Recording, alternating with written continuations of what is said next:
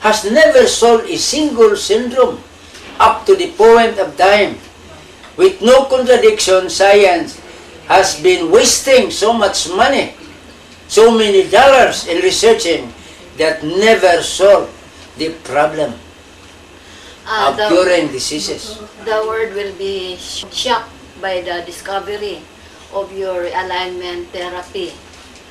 Discovered that present syndromes or diseases listed in the modern medical books are actually existing during Adamic, Mosaic time, and during the sojourning days of Jesus Christ.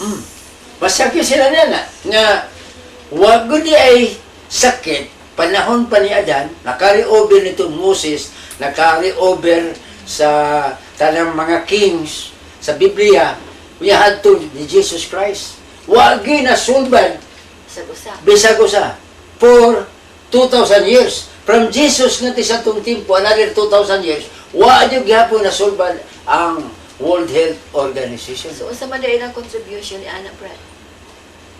Yun ang contribution, mo lang nga. Ang diagnostic, pag ila sa sakit, naibawa nila. Bisag mahal.